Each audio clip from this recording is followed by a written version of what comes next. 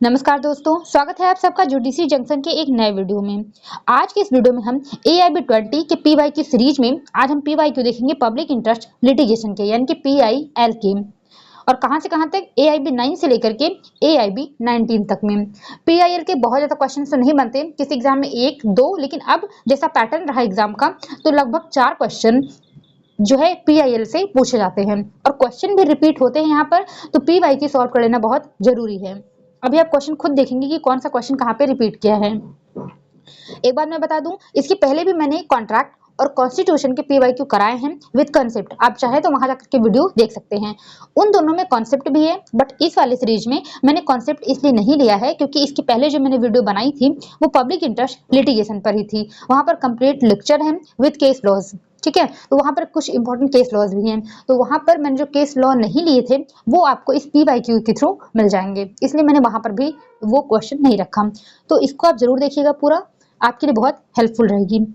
और अगर इसकी PDF आपको चाहिए तो टेलीग्राम चैनल ज्वाइन करके आप PDF ले सकते हैं। टेलीग्राम चैनल का लिंक मिल जाएगी आपको डिस्क्रिप्शन में और कमेंट में, ठीक है। चलिए वीडियो शुरू करते हैं। तो AIB 9 से मैंने बोला था कि क्वेश्चन कराऊंगी, लेकिन AIB 9 में PIL के एक भी क्वेश्चन पूछे ही नहीं गए थे, ठीक है। तो वो क्वेश्चन तो यहाँ पर नहीं है।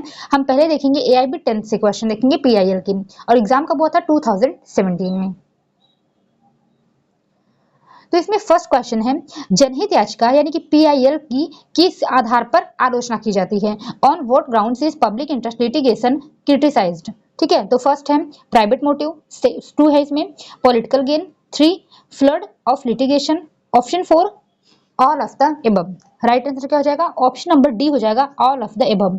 ये क्वेश्चन तो आप कॉमन सेंस से भी लगा सकते हैं कि प्राइवेट मोटिव के लिए भी, मतलब इसकी वो बहुत लोग क्या करते हैं कि उसके लिए भी PIL फाइल कर देते हैं, तो ये होगा। इससे राजनीतिक फायदा भी होता है, मुकदमेबाजी में इससे वृद्धि भी हो जाती है, तो इसमें उपरोक्त सभी इसका आंसर हो जाएगा, ठीक है। PIL के ऐसे बहुत क्वेश्चन मिलेंगे जो आप कॉमन सेंस के आधार पर लगा सकते हैं, अभी आपको देखने को मिलेगा आगे। अब हम आते हैं AIB 11th पे। एग्जाम कब हुआ था 2017 में, 10th भी 17 में हुआ था और 11th भी। फर्स्ट क्वेश्चन इसमें, एक जनहित याचिका किसके तहत दायर की जा सकती है। A public interest litigation can be filed under which provision. Option 1 है article 226 and article 32 of constitution. Option 2 है section 133 of CRPC। Option 3 1 and 2 both. Option 4 none of the above. Right answer क्या हो जाएगा, ऑप्शन नंबर 3 हो जाएगा, both 1 and 2, ठीक है। अब इसमें आपको ध्यान रखने की बात है कि यहाँ पर दिया है कि आर्टिकल 226 में, तो इसके तहत कहाँ पर, हाई कोर्ट में, और आर्टिकल 32 इसके तहत सुप्रीम कोर्ट में। लेकिन जो सेक्शन 133 ऑफ CRPC दिया है, तो ये एक सेक्शन दिया है सिर्फ कि इसके तहत भी जो है मुकदमा फाइल किया जा सकता है। अब इसमें 133 ऑफ CRPC में दिया क्या है, तो यहाँ पर दिया था, मान लीजिए कोई न्यूसेंस कहीं पर हो रही है तो उसको अगर कहीं जल्द से जल्द हटाना है तो उसके लिए आदेश देने की बात की गई है सेक्शन 133 में। और अगर हम यही देखिए BNSS का सेक्शन, तो अब कौन सा सेक्शन हो गया है, ये 152 हो गया है, ठीक है। नेक्स्ट क्वेश्चन पे आते हैं। सुप्रीम कोर्ट ने एक जनहित याचिका, जिसे कमलनाथ मामले के रूप में जाना जाता है, में क्या विकसित किया। In public interest litigation known as the Kamal Nath case what principal was developed by the supreme court. Option 1 basic feature and basic structure. Option 2 public trust doctrine. Option 3 separation of power. Option 4 doctrine of public interest. क्या हो जाएगा right answer, option number 2 हो जाएगा, public trust doctrine, यानी कि लोक न्यास का सिद्धांत। ये केस मैंने बहुत अच्छे तरीके से अपने उस वीडियो लेक्चर में पढ़ाया हुआ है, तो आप चाहें तो वहां जाकर के इसका पूरा फैक्ट भी समझ सकते हैं और केस में जजमेंट क्या आया था उसको भी समझ सकते हैं। इस केस में क्या आया था, एक रूल आया था पब्लिक ट्रस्ट डॉक्ट्रिन का। इसका क्या मतलब होता है, वहां पर यह बताया गया था कि अगर कोई सार्वजनिक संपत्ति है, सार्वजनिक संपत्ति मतलब कोई भी जैसे पर्यावरण की चीजें है, जैसे कोई वन हो गया, कोई झील हो गई, पहाड़ हो गई, तो ये सब क्या है, ये सार्वजनिक संपत्ति है, इसको कोई भी निजी इसका यूज नहीं कर सकता है। ऐसा नहीं है, अगर ये सरकार के पास है, सरकार के कंट्रोल में अगर है ये, तो सरकार यहाँ पर क्या रहता है, एक ट्रस्टी के रूप में, ठीक है। ऐसा रहता है कि एक ट्रस्ट क्रिएट किया गया है, सरकार एक ट्रस्टी के रूप में है, वो इसका देखभाल करेगा, लेकिन इसका यूज कौन करेगा, तो पूरी जनता करेगी, ठीक है। तो यहाँ कमलनाथ के मामले में कुछ ऐसा ही किया गया था कि कुछ जो है वन थे, उनको जो है कि उनका निजीकरण कर दिया गया था, कमलनाथ को सौंप दिया गया था, ये यहाँ पर होटल बनाना चाहते थे, तो इसी पर ये केस है, ठीक है। उसको जाकर के आप अच्छे से पढ़ लीजिएगा।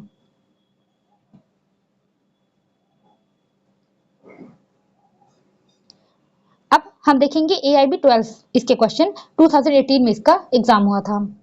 फर्स्ट क्वेश्चन है इसका, PIL को उच्च न्यायालय और उच्चतम न्यायालय में कौन ले जा सकता है? Who can file a PIL in high court and the supreme court? Option 1 any public spirited person, option 2 NGO and public spirited organization, option 3 group of public spirited person with no personal interest, option 4 all of the above।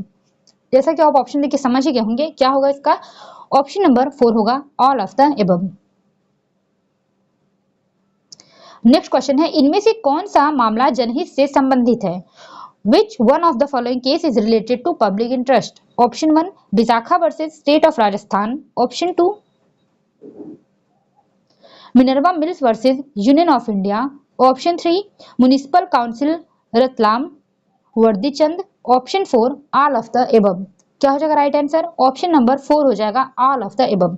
Vishakha versus Rajasthan राज्य, इसके जो case है मैंने बहुत अच्छे तरीके से video में बताई है, तो आप जाकर के वहां देख सकते हैं।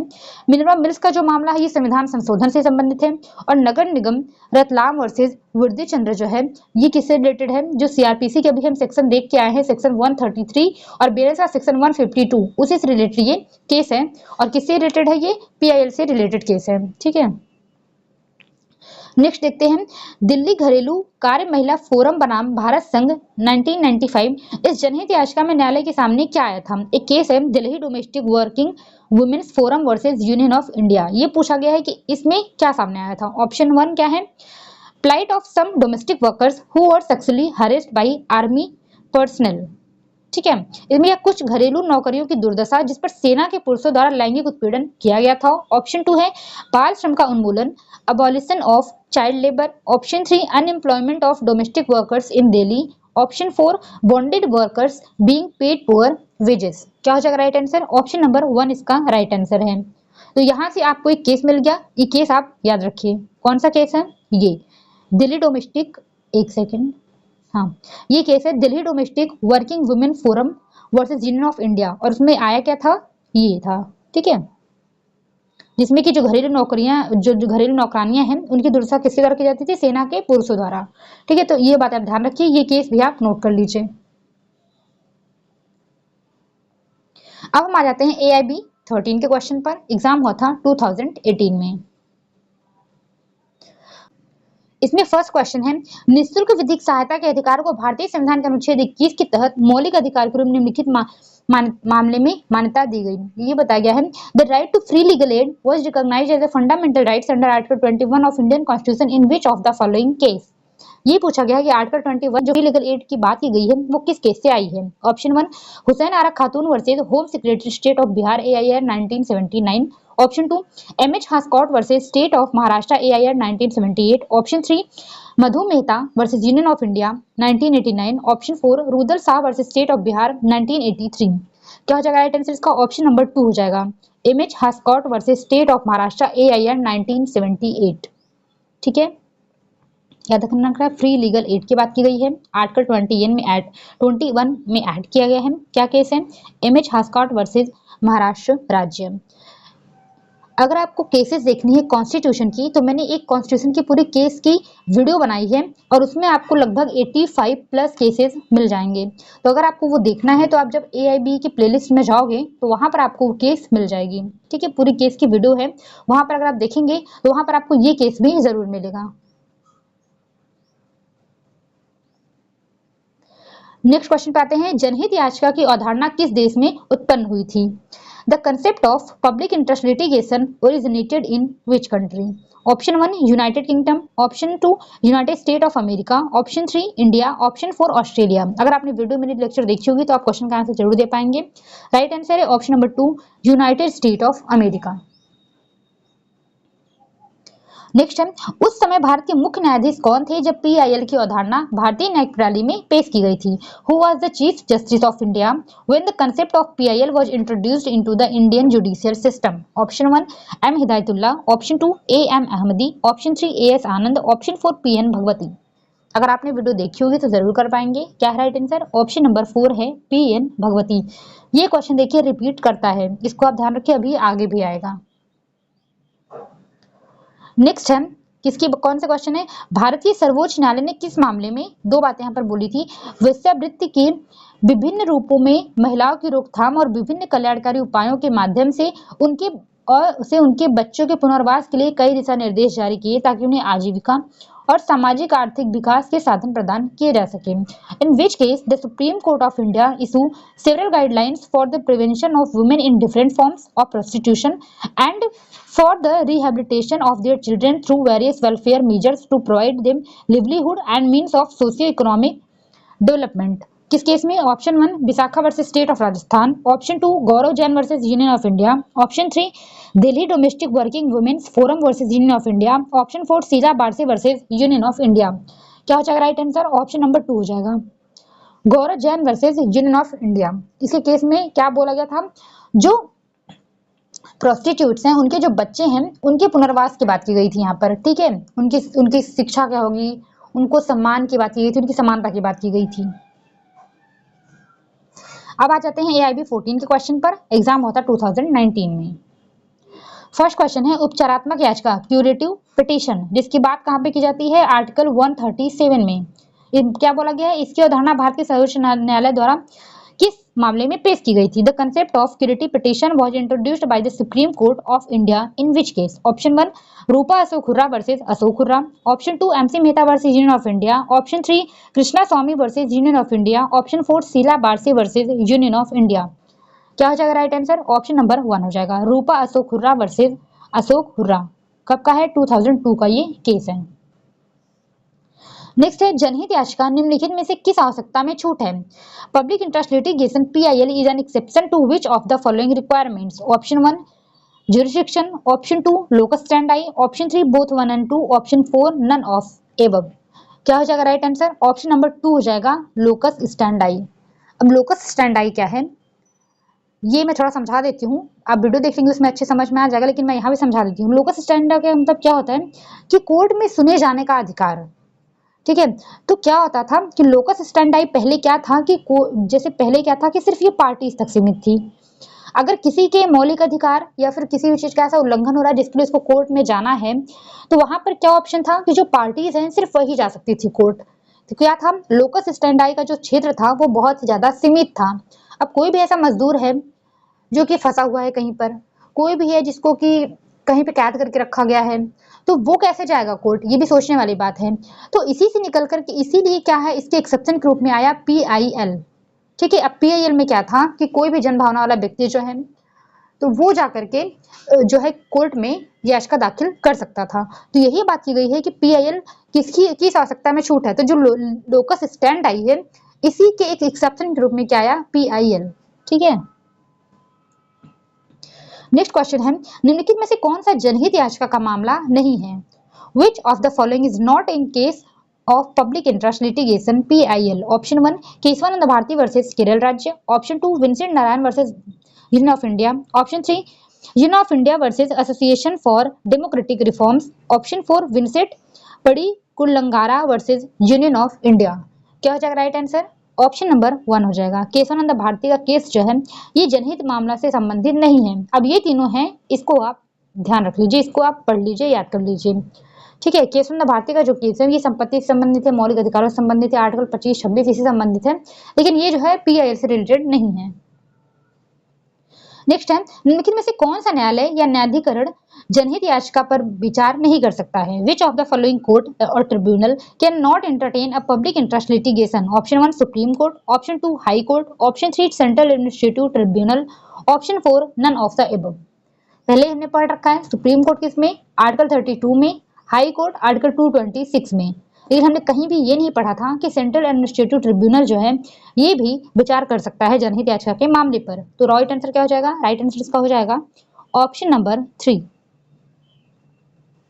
नेक्स्ट है अब AIB 15 के क्वेश्चन देखेंगे। 2021 में इसका एग्जाम हुआ था।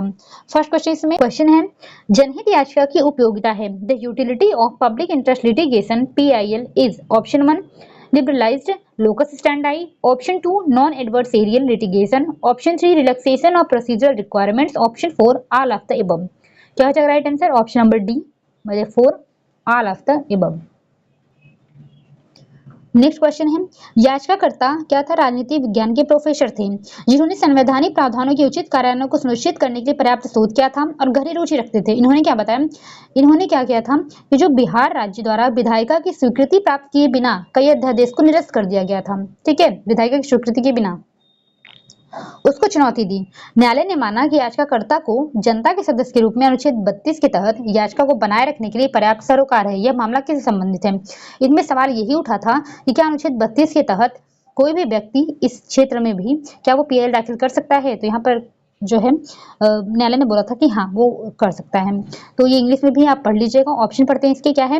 परमानंद Katara versus union of India AIR 1989। Option 2 है DC Badhwa versus state of Bihar. Option 3 Neerja Chaudhary versus state of MP। Option 4 Chameli Singh versus state of UP। क्या हो जाएगा राइट आंसर? ऑप्शन नंबर 2 हो जाएगा DC Badhwa versus state of Bihar. Next question क्या है?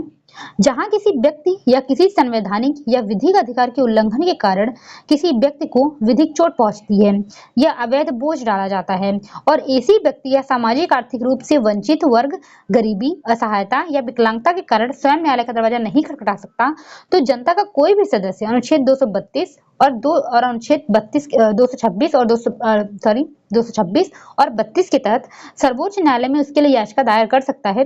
जस्टिस PN भगवती ने ऐसा किस मामले में कहा था? यही बोला गया है कि जिसमें संवैधानिक विधिक अधिकारों किसी व्यक्ति का उल्लंघन हो गया और वो गरीब वर्ग का है, वंचित वर्ग का है, वो नहीं जा सकता न्यायालय, तो उसके बिहाफ पर कोई भी जा सकता है कोर्ट में अनुच्छेद 226 और 32 के तहत। तो ये बात PN भगवती ने किस केस में बोला था? इसकी बात की गई है। ऑप्शन 1 है people's union for democratic rights versus union of India. Option 2 Ashok Kumar Pandey versus state of west Bengal. Option 3 SP Gupta versus union of India. Option 4 Janata दल वर्सेस HS चौधरी। क्या हो जाएगा राइट आंसर? ऑप्शन नंबर 3 हो जाएगा। ठीक है, SP Gupta versus union of India के case में ये बात बोली गई थी किसके द्वारा? PN भगवती के द्वारा। नेक्स्ट केस क्या है? MC मेहता बना भारत संघ 1986 Shriram food and fertilisers case किस मामले से संबंधित है? MC Mehta versus union of India 1986 Shriram food and fertiliser case is related to which issue? Option 1 oleum gas leak. Option 2 cleaning of Ganga water. Option 3 child labour. Option 4 bonded labour.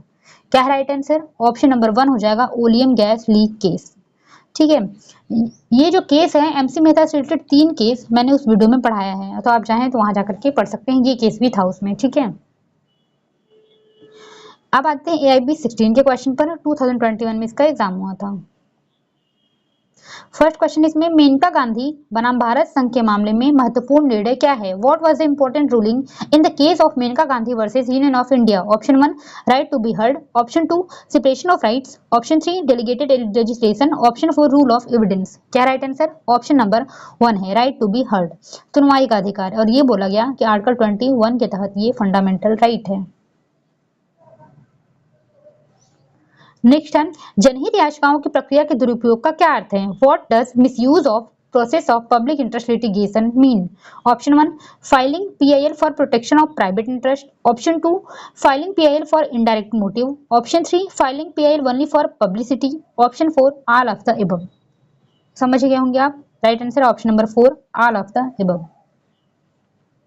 Next है एक जनहित याचिका दायर करें जाहिर तौर पर लोकहित में लेकिन असल में व्यक्तिगत या निजी हितों की सेवा के लिए शब्दों का क्या अर्थ है? Filing a public interest litigation apparently in public interest but actually serving personal और प्राइवेट इंटरेस्ट मीन क्या हो जाएगा? ऑप्शन 1 जनहित की सुरक्षा के लिए सिर्फ लोकहित याचिका PIL दायर करना। Filing PIL only for protection of public interest. Option 2 filing PIL for both public and private interest. Option 3 filing PIL only for protection of private interest. Option 4 है filing PIL in the name of public interest but actually seeking protection of private interest.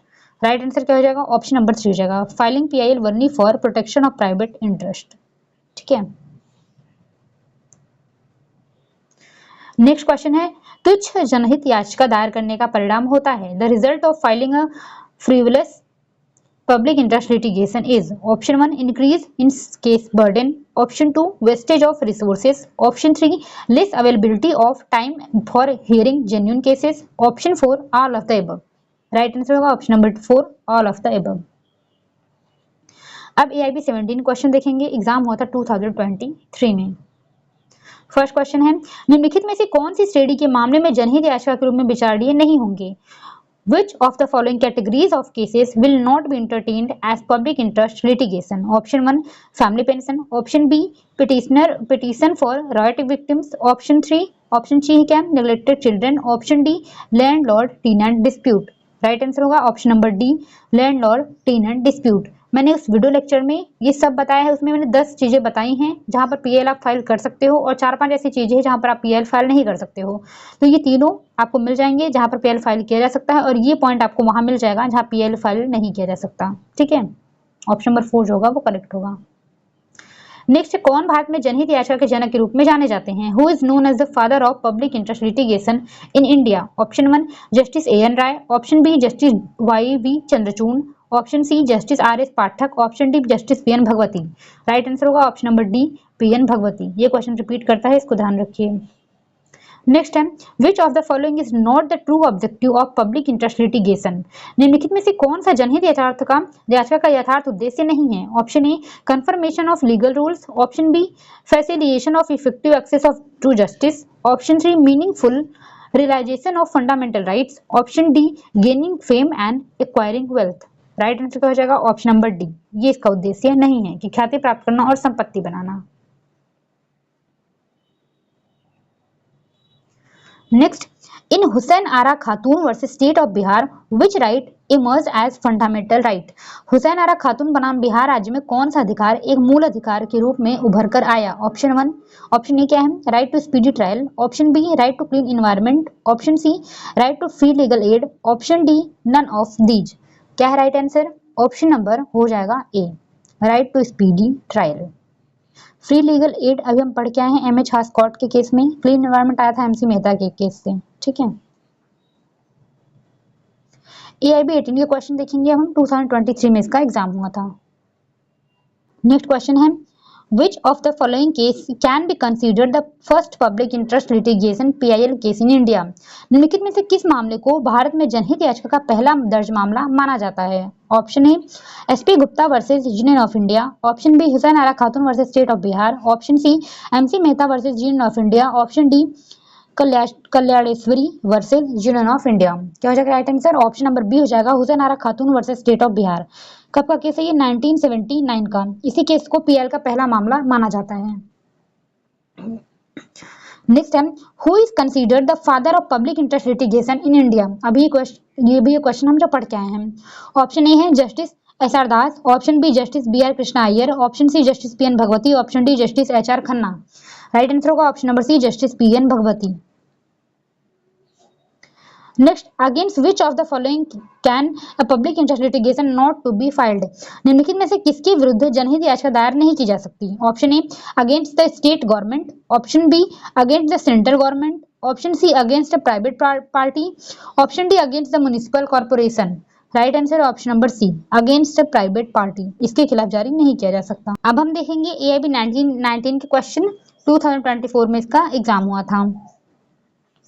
First question है, in the early 1980s a social activist group discovered severe exploitation of laborers working in stone quarries near Delhi. Which of the following views of the Supreme Court was upheld in the case? 1980 के दशक की शुरुआत में एक सामाजिक कार्यकर्ता समूह ने दिल्ली के पास पत्थर की खदानों में काम करने वाले मजदूरों के गंभीर शोषण का पता लगाया। उक्त मामले में सुप्रीम कोर्ट निम्नलिखित विचारों में से कौन सा मान्यता प्राप्त हुआ? Option A, the court established that the right to free legal aid is mere directive principle and cannot be enforced as fundamental rights.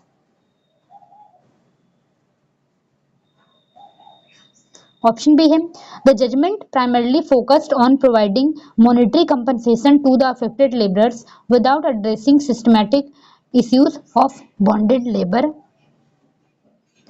Option 3 है, the Supreme Court recognized the right against forced labor as a fundamental right derived from the right to life and human dignity under Article 21. Option D है, the court ruled that only government agencies and not social activists could file petitions concerning labor rights. Right answer क्या हो जाएगा? Option number सी हो जाएगा। जो खदान में काम कर रहे थे ये वर्कर्स, इनके लिए क्या आया? ये रूल आया कि आर्टिकल 21 में जो है इनके मानवीय गरिमा के अधिकारों से प्राप्त एक मौलिक अधिकार के रूप में इनको मान्यता दी, जीवन और मानवीय गरिमा। ठीक है, नेक्स्ट है read the given statement and choose the correct option. निम्नलिखित कथनों को पढ़ें और सही विकल्प चुनें। इसमें दो ऑप्शन दिए हैं, स्टेटमेंट 1, स्टेटमेंट 2। बताना है कि इसमें कौन सा सही है कौन सा गलत है, दोनों सही है दोनों गलत है। स्टेटमेंट 1 क्या है, in PIL cases the court plays a passive role similar to traditional cases. जनहित याचिका के मामले में न्यायालय पारंपरिक मामलों के समान निष्क्रिय भूमिका निभाता है। ये बात एकदम गलत है, क्योंकि पीआईएल इसलिए आया ही था ताकि हम जो ट्रेडिशनल रूल है उसके जगह पे हम कुछ नया ला सकें। ठीक है, 2 है PIL is primarily focused on individual dispute. ये भी गलत है, क्योंकि व्यक्तिगत विवादों पर नहीं बल्कि सामाजिक विवादों पर। ठीक है, जो पब्लिक एट लार्ज पर होती है या फिर कुछ एक भले सिंगल इंडिविजुअल हो लेकिन उससे हित, इसमें हित कैसा उसका सामाजिक हित हो। ठीक है, तो ऐसा होना चाहिए। तो इसमें आप देखेंगे कि दोनों ही स्टेटमेंट जो है वो गलत है। क्या हो जाएगा right answer, both statement are false. Option number D जो इसका करेक्ट आंसर है। नेक्स्ट और लास्ट क्वेश्चन है किसका, असर्शन और रीजन का क्वेश्चन है। तो सबसे पहले हम देखें असर्शन क्या है। The concept of locus standi is relaxed in PIL cases. जनहित याचिका मामलों में सुने जाने के अधिकार की अवधारणा में ढील दी गई है। सही बात है, जो पीआईएल है वो एक एक्सेप्शन के रूप में है लोकस स्टैंडाई के रूप में। ठीक है, और रीजन क्या है इसका, PIL allows any public spirited person to approach the court on behalf of those who can not represent themselves. जनहित याचिका किसी भी जनहितैषी व्यक्ति को उन लोगों की ओर से अदालत का दरवाजा खटखटाने की अनुमति देती है जो खुद का प्रतिनिधित्व नहीं कर सकते। ये बात भी एकदम सही है। अब देखना ये है कि क्या ये इसका सही स्पष्टीकरण है या नहीं है। सही तो दोनों ही है। तो है the concept of locus standi is relaxed in PIL cases because PIL allows any public spirited person to approach the court on behalf of those who can not represent themselves. तो क्या है इसका, दोनों ये सही बैठ रहा है और दोनों सही भी है, इसका स्पष्टीकरण भी है। तो क्या हो जाएगा इसका right answer, option number A हो जाएगा। Both A and R are true and R is the correct explanation of A. ठीक है, ऑप्शन ए जो होगा इसका करेक्ट आंसर हो जाएगा। तो सारे पीवाईक्यू जो पीआईएल के हमने कर लिए हैं बहुत अच्छे तरीके से, आपको समझ में भी आया होगा। अगर आपको ये अभी नहीं समझ में आ रहा तो पहले जाके आप थ्योरी देखिए, उसके बाद आप आके पीवाईक्यू करिए। नेक्स्ट पीवाईक्यू किसकी रहे आप मुझे कमेंट करके बता सकते हैं। अगर आप नहीं बताएंगे तो फिर मैं कोई ना कोई पीवाईक्यू लेके आऊंगी। ठीक है, तो मुझे लगता है कि वीडियो आपको पसंद आई होगी, समझ में आई होगी। जैसे भी आप मुझे कमेंट करके बता सकते हैं, कुछ भी डाउट रहे आप कमेंट करके पूछ सकते हैं। मिलते हैं नेक्स्ट वीडियो में। Thank you.